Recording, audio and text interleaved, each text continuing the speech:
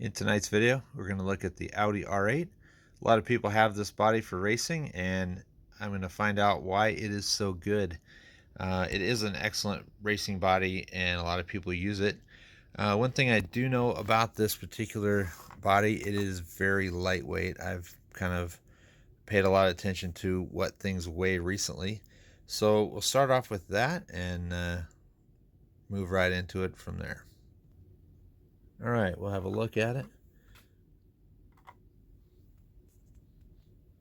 This thing weighs 32 grams. Normally when I put it on the scale it says 32.1, and the scale doesn't always say exactly the same thing every time. Normally it's within 0.2 grams or so, but it really doesn't matter. We're going at 32.3 for the body tonight. And just for reference, the McLaren body in stock form is about the same. It's just a little bit lighter weight. If you were to put a Lexan window on this car, I bet it would drop at least 5 grams off of it, and that's all weight off the top of the vehicle, and that's pretty significant when you race. It weighs about the same as the like I said, the McLaren 12C body. And another note about it, if you plan to use an MM2 motor mount, you might not want to, because this upper shock mount screw, the aft one that mounts to the actual engine case, it will hit the back window right about here.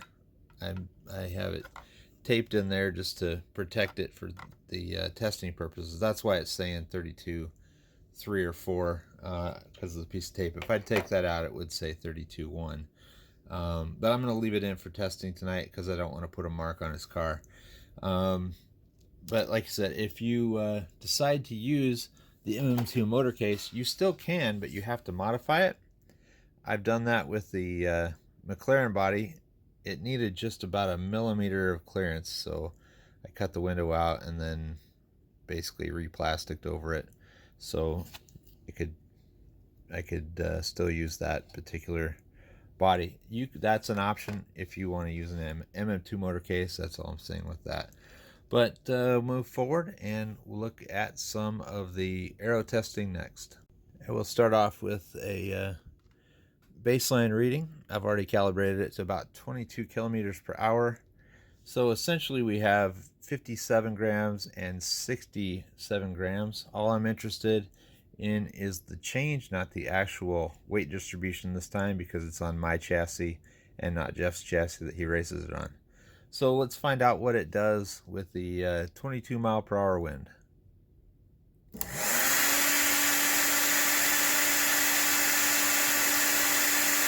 So we got almost 4 grams more downforce from the nose, but only about 1.5 grams, 2 grams on the tail.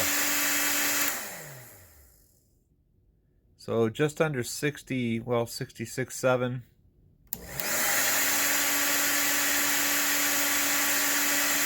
68-ish, not even 2 grams. So this wing isn't really doing much. The wing's not doing much at all, and I do have a fix for that. I'm going to put just a thin little Wickerbill on it, and we'll put it in place like that.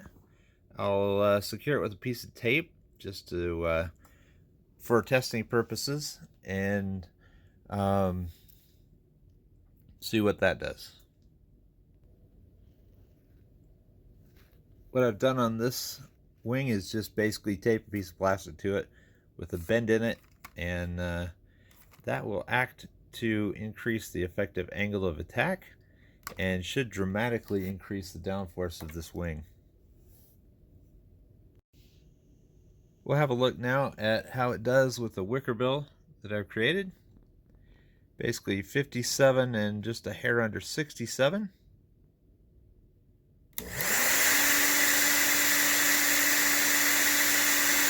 We still have the downforce from the nose, but it's picked up about 5.5 on the tail just by adding the Wickerbill.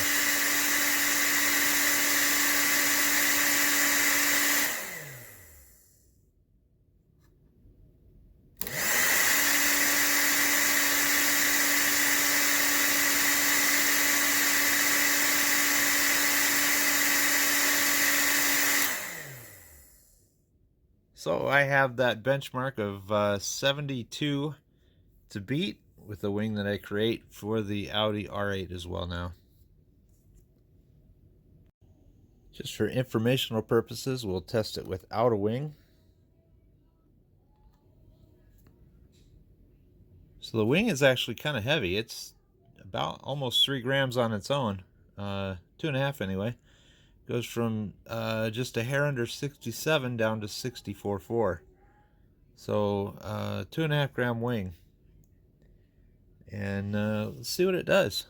So 58 and 64.5.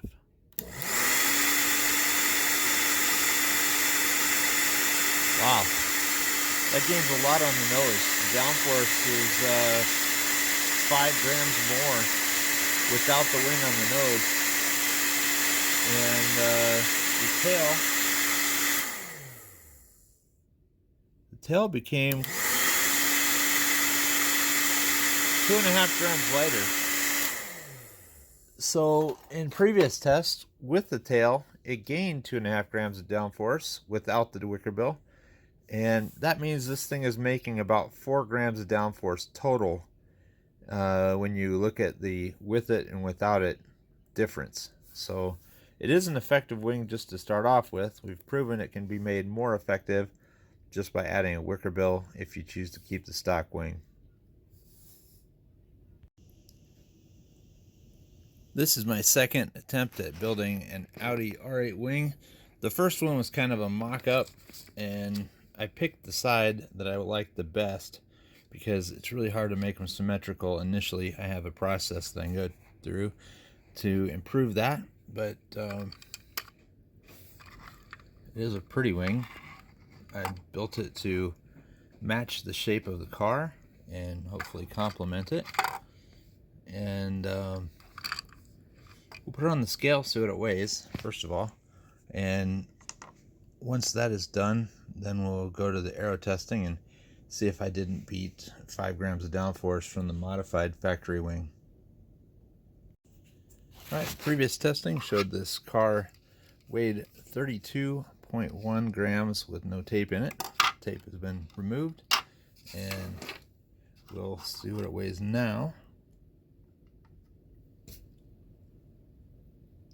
30.7, so I've lost 1.4 grams just by taking the factory wing off and putting on the one that I've just created. Not too bad. I'm happy with that result.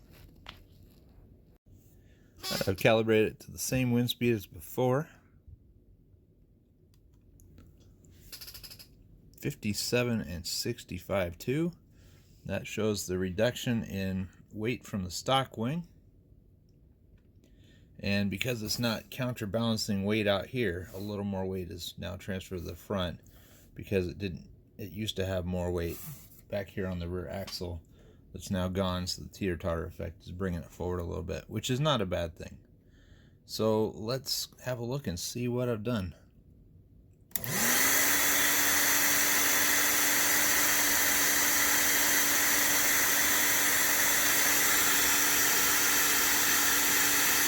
$61 and 70, basically 71. So we've gained about 6 on the tail, and we still have downforce on the nose, and the car is also 1.5 grams lighter.